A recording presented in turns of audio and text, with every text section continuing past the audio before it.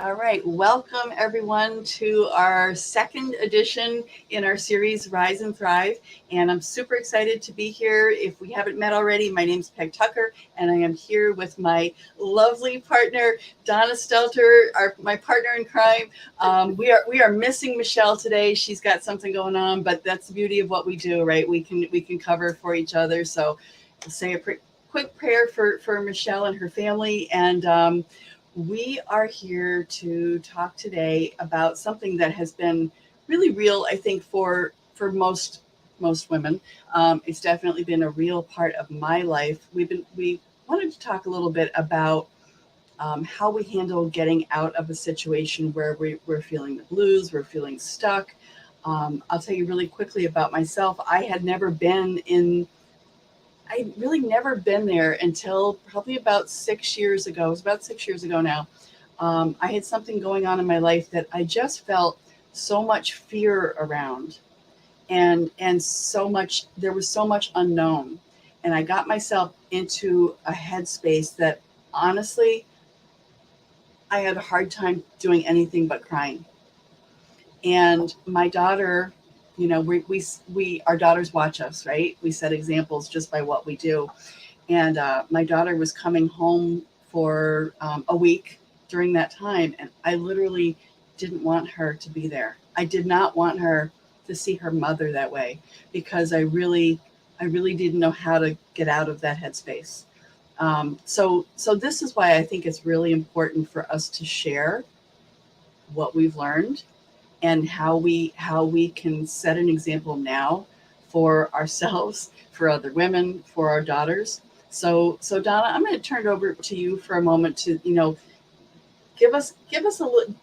Donna, you're a registered nurse. You have, I mean, we're both over 50, so we've learned a lot over the years. So if you could share a little bit about what your experience has been with getting out of that headspace. hmm This is a huge topic. It's a huge topic for such a short little live that we're doing, but it's so important. I think that we drip on little bits at a time, because I think everybody goes through this. Every woman can relate to some type time in her life that she struggled with this unbelievable sadness. And it usually is connected to something that we're, experiencing, whether we're in a relationship, if it's a health struggle, if it's, raising our children. Nobody is immune to, these sad feelings. And I think really cutting ourselves some grace first, and realizing that we're not the only ones going through this.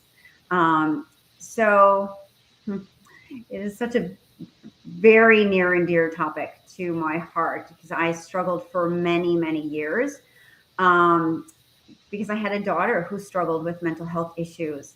And as I'm going to just be very open, as I try to help save her life, my own life, my own mental health was spiraling downward, because I was losing so much of my own personal identity.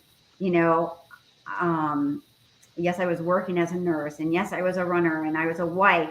But our focus sometimes, when somebody else is going through a difficult time, we just give everything of ourselves to another. Um, so,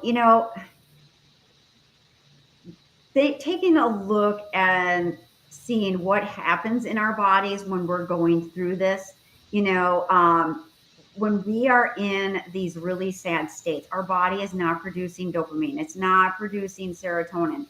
And so giving ourselves grace and recognizing, gosh, I really want to feel better. You know, what kinds of things can we do to help ourselves? We can reach out to dear friends. And this one thing I just want to express to women is that the importance of being that good ear to others. You know, sometimes we can go to friends for, support, and they're not really listening, right? Because they have so much on on their own plate, right?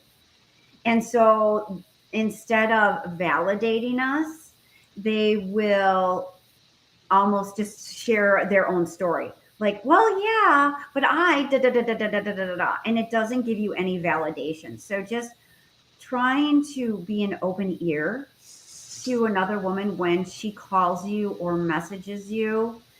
Listen to understand how you feel. How can I support you? You know, um, and if you are the woman in, feeling the blues or being stuck, and it seems like you're always the person that people come to, don't allow yourself to be a doormat. You Mhm. know, um, learn to create some boundaries so that you can start working on yourselves, right? We know that the serotonin is low and the dopamine is low. What can we do to increase that? We can exercise. And as difficult as that may seem, like that's the last thing I want to do is exercise. Once we start that little habit of every day, maybe going for a 15-minute walk or run walking or lifting, find some hand weights or putting a YouTube video on and we do some crazy aerobics with, watching old aerobics with leggings or something to create a little joy, a little movement in our life. You're, as that serotonin and dopamine starts to increase, you're gonna be like, it's like a sugar. You're gonna want to crave that.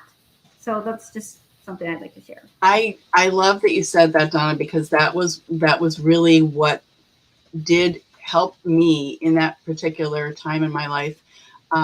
And a friend reached out to me, and I was like, that's the last thing I want.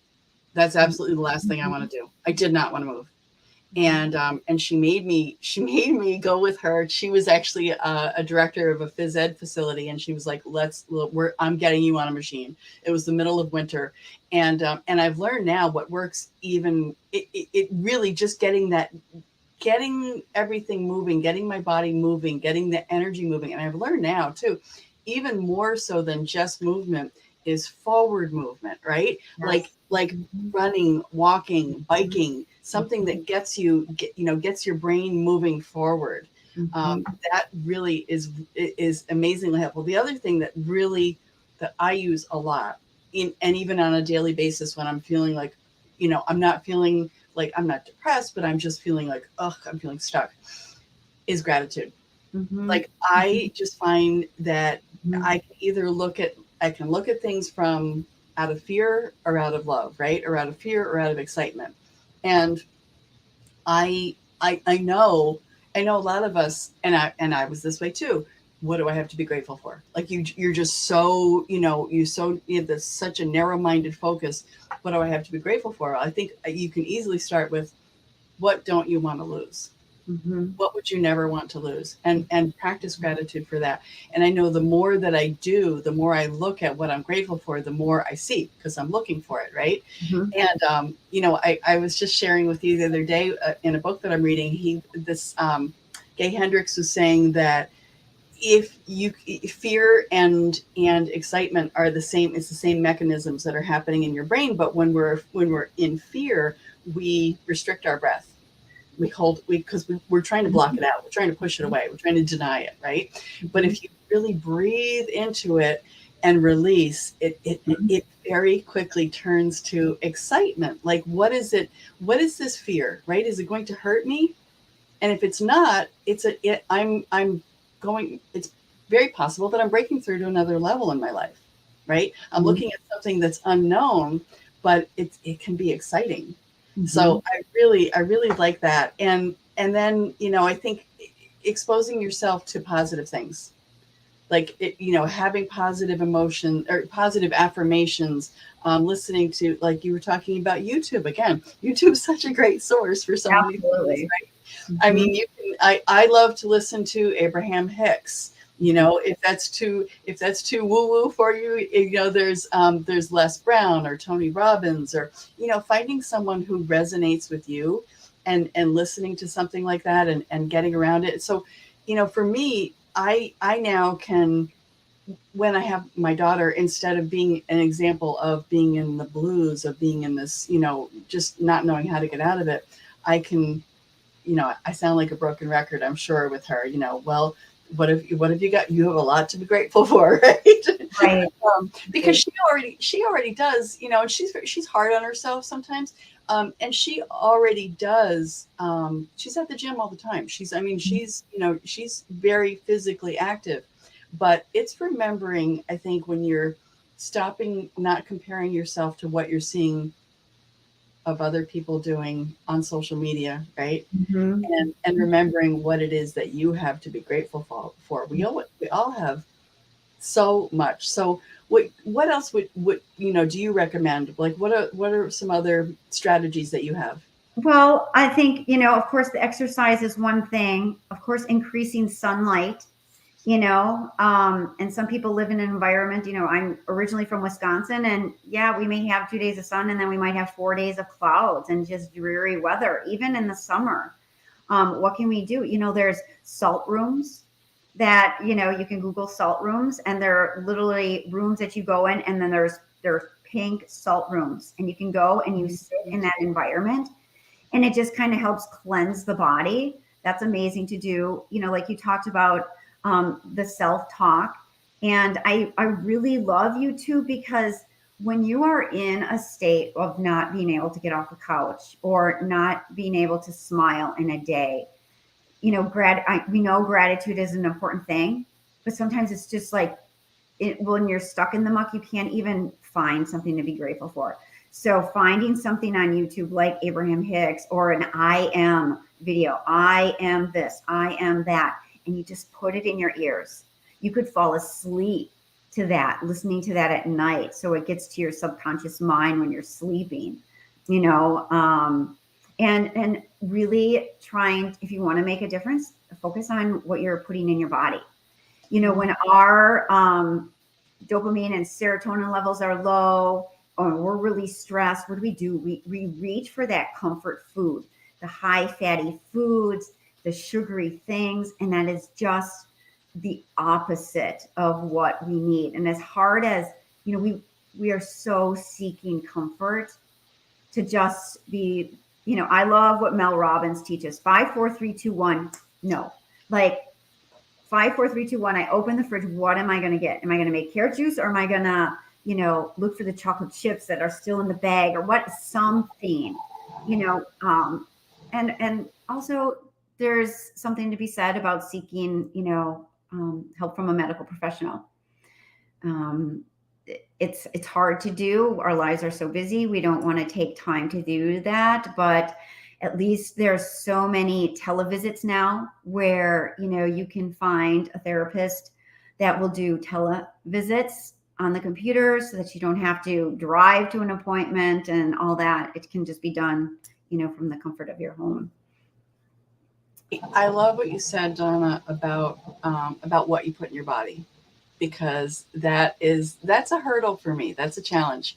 I will sometimes comfort myself. Mhm. Something's going haywire in my life, and I'm like, okay, pizza would be, well, pizza will fix this. So that's and then you feel worse, and then you feel worse about yourself. So I think having those good things in your refrigerator, I know you're really good about this. You're really good at having that nutrition ready, that you can throw something in the blender and make yourself. There is that. I mean, you want something to make you feel good, but not something that's going to make you feel good for 5 minutes. Right, right. I mean, I do have my salsa and chip fetish. I'm like, oh my gosh, I just need some salsa and chips, or guacamole. But I planning ahead, because it is such a mental thing. It's so our minds, like, we want to comfort ourselves. We pull, we get we go through a drive-through, and we get a Starbucks caramel macchiato, blah blah blah, with 30 grams of sugar, and there's 600 or more calories in there. You drink that, and you're like, oh, it's done. It's $8. It's done. And you're like, the problem's still there. Yeah. So I love stocking my home with bananas, and I buy frozen fruit, and stick it in my freezer so that I can throw stuff in my little NutriBullet and I got a smoothie. Hmm. And it takes just as long to do that as it does to open up a bag of chips and salsa. Yeah. Oh, I love that. And I also really appreciate that you mentioned seeking medical help too, or professional help. And uh, and the televisit, like that, like to just be able to, you don't even have to leave your house. You can Mhm. sit and talk to someone and have that ear, because and that brings me back to what you said about people, about being a good ear, being a good listener for someone who's reaching out for help. I think that's a really good point, because yeah, we do. It is very easy for us to quickly say, well, this is what's going on with me, and make it okay, because I've had that in my life as well. I've reached out to friends, and instead of really listening to what was really hurting me, they made me feel like it was okay, Mhm. and it Mhm. wasn't, Mhm. Mhm. and it Yeah, wasn't. it's you really want to take a look at your community. Who are you surrounding yourself? Who are you following on social media? What news are you and sometimes it's hard to, cut those ties.